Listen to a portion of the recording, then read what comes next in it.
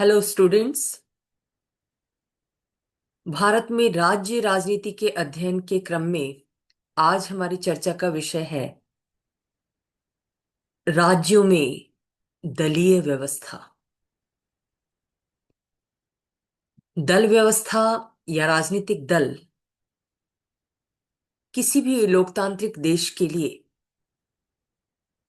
रक्त समान है। बिना इनके लोकतंत्र सक्रिय नहीं हो सकता। हालांकि ये एक गैर संवैधानिक संगठन है। कम्युनिस्ट देशों को छोड़कर किसी भी लोकतांत्रिक देश के संविधान में किसी राजनीतिक दल का उल्लेख नहीं होता। लेकिन ये जरूर है कि इन देशों के संविधान में संगठन की स्वतंत्रता दी जाती है और यही संगठन की स्वतंत्रता राजनीतिक दल जैसे राजनीतिक संगठनों के निर्माण का मार्ग प्रशस्त करती है। भारत दुनिया का सबसे बड़ा लोकतांत्रिक देश है और इसके साथ साथ ये एक संघवादी देश भी है। यानी देश की विविधताओं को प्रतिनिधित्व प्रदान करने के लिए, शासन में उनको प्रतिनिधित्व देने के लिए और प्रशासनिक सुविधा की दृष्टि से जिस संघात्मक व्यवस्था को अपनाया गया, उस संघ की इकाइयों के रूप में भारत के राज्यों का विशिष्ट स्थान है।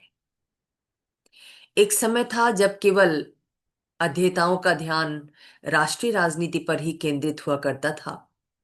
लेकिन जब विदेशी विद्वानों के द्वारा मायरन वीनर,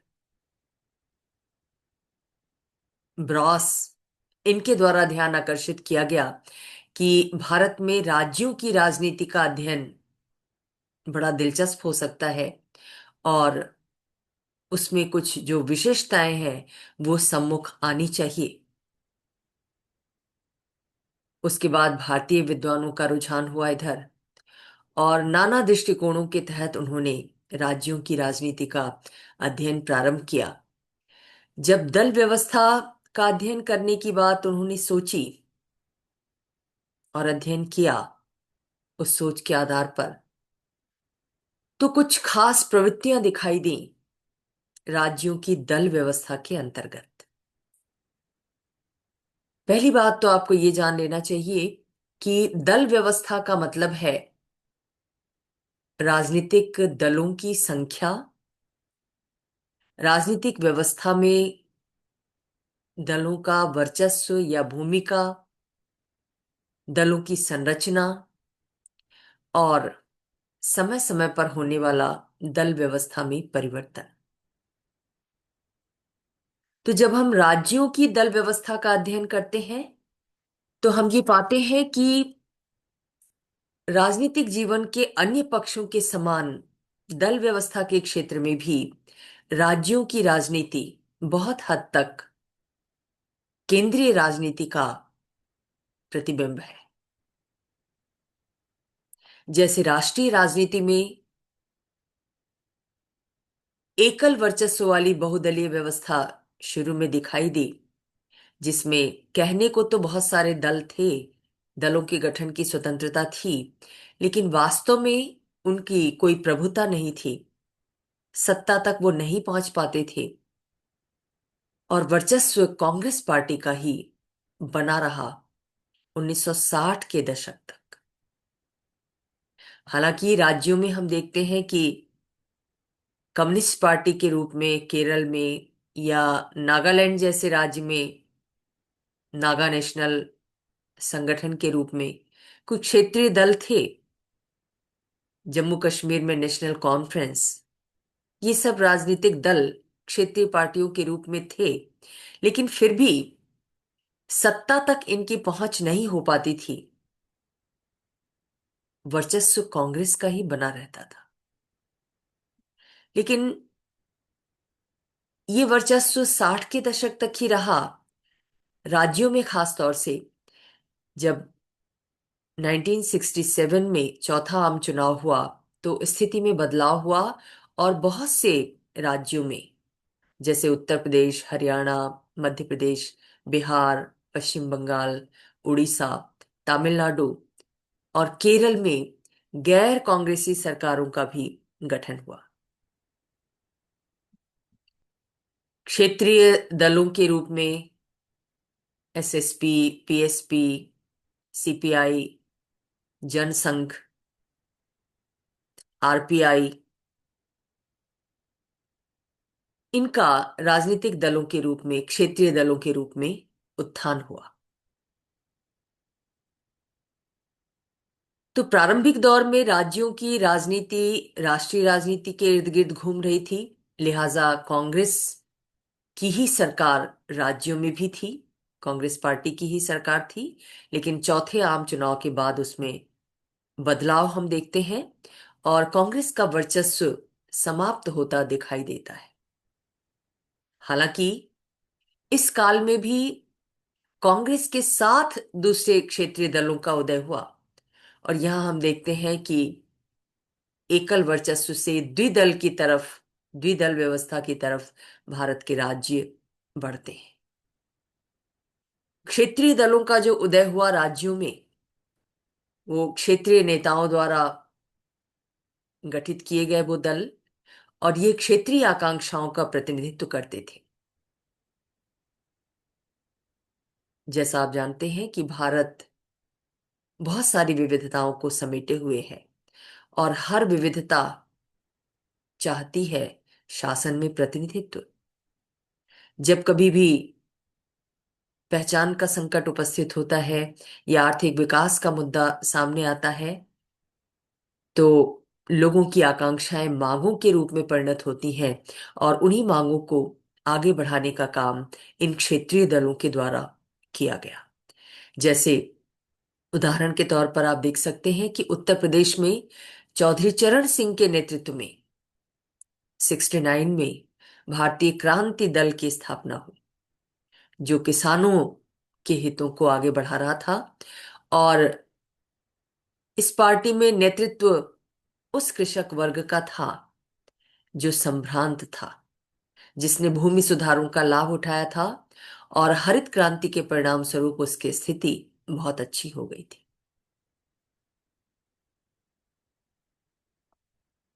राष्ट्रीय स्तर पर हम देखते हैं कि 1970 के दशक में, यानी 1975 के आपातकाल के बाद, भारतीय जनसंघ, भारतीय लोकदल, कांग्रेस ओ, कांग्रेस फॉर डेमोक्रेसी, इन पार्टियों का विलय होता है और जनता पार्टी के रूप में ये एक साथ गठित होती हैं, संगठित होती हैं, और गैर कांग्रेसवाद का नारा इनके द्वारा बुलंद किया जाता है। इसी नारे के आधार पर 77 का इलेक्शन जनता पार्टी जीतती है और पहली बार राष्ट्रीय स्तर पर गैर कांग्रेसी सरकार का गठन होता है। इस परिवर्तन का रिफ्लेक्शन, प्रतिबिंब राज्यों की राजनीति में भी दिखाई देता है। लेकिन ये दौर लंबे समय तक नहीं चला। 1979 में स्वयं जनता पार्टी में ही विखंडन हो गया, उसका पतन हो गया और उत्तर प्रदेश और बिहार में हम देखते हैं कि कांग्रेस के साथ लोक दल अस्तित्व में आता है। प्रतिस्पर्धा इन दो दलों के बीच चलती है। स्वाभाविक रूप से द्विदलीय व्यवस्था उत्तर प्रदेश और बिहार जैसे राज्यों में देखने को मिलती है। पंजाब में अकाली दल, राजस्थान में भारतीय जनता पार्टी और महाराष्ट्र में शिवसेना के साथ कांग्रेस प्रमुख विपक्षी पार्टी के रूप में सामने आती है। यानी जहां पहले कांग्रेस का वर्चस्व हुआ करता था, अब कांग्रेस उन राज्यों में है तो सही, लेकिन वो विपक्षी पार्टी के रूप में है। स्पष्ट तौर पर द्विदलीय व्यवस्था भारत के राज्यों में दिखाई देती है 70 के दशक में। अब आगे बढ़ते हैं 1990 के दशक में। दल व्यवस्था में अचानक से परिवर्तन आता है। कहीं पर किन्हीं राज्यों में द्विदलीय व्यवस्था दिखाई देती है, तो कहीं पर बहुदलीय व्यवस्था। और इस काल की मुख्य विशेषता ये रही कि उदारीकरण और वैश्वीकरण के प्रभाव स्वरूप भारत ने भी, भारत के राज्यों ने भी आर्थिक सुधारों को अपनाया। कहीं पर तो इन आर्थिक सुधारों का स्वागत हुआ, कहीं वंचित वर्गों के लिए इसे उचित नहीं समझा गया, और इस मुद्दे को सामने लाते हुए कई दलों, क्षेत्रीय दलों का उदय हुआ, जो इस व्यवस्था को गरीबों के लिए, वंचितों के लिए, हाशिए पर रहने वाले लोगों के लिए उचित नहीं समझते थे। मार्केट इकोनॉमी को, बाजार अर्थव्यवस्था को।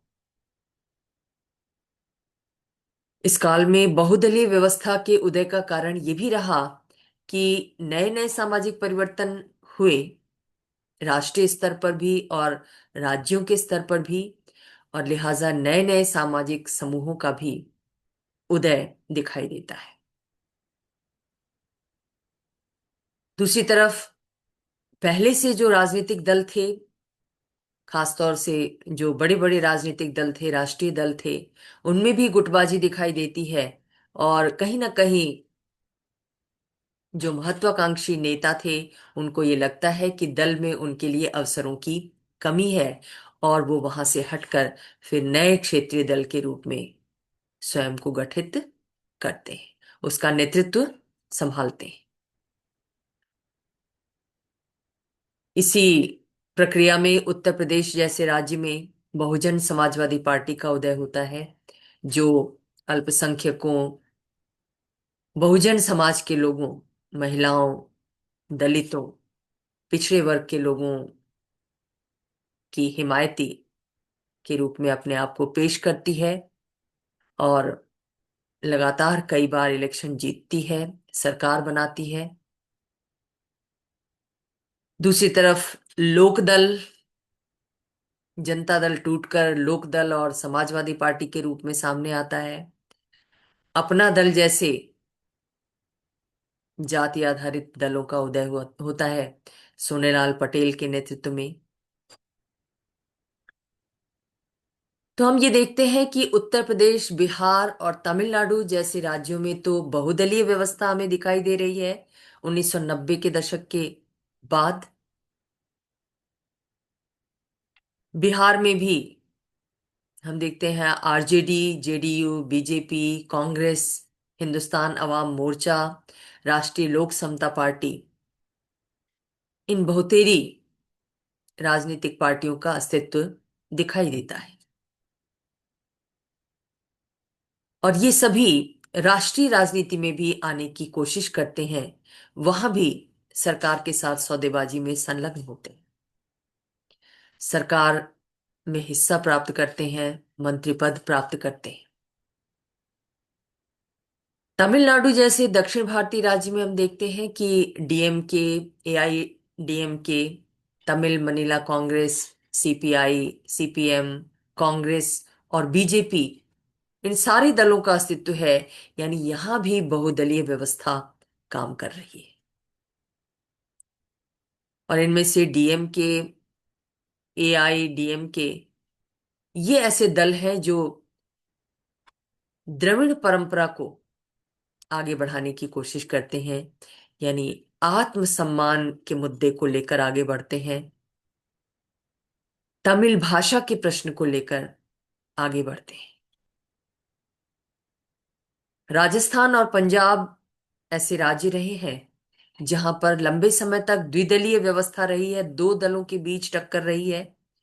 लेकिन अब पिछले चुनाव में यहां भी बहुदलीय व्यवस्था देखने को मिल रही है। जैसे राजस्थान में कांग्रेस, भारतीय जनता पार्टी और भारत आदिवासी पार्टी, ये तीन पार्टियां प्रोमिनेंट हो गई हैं। पहले यहां पर केवल कांग्रेस और भारतीय जनता पार्टी के बीच प्रतिस्पर्धा थी, लेकिन पिछले चुनाव में भारत आदिवासी पार्टी ने भी जीत हासिल की।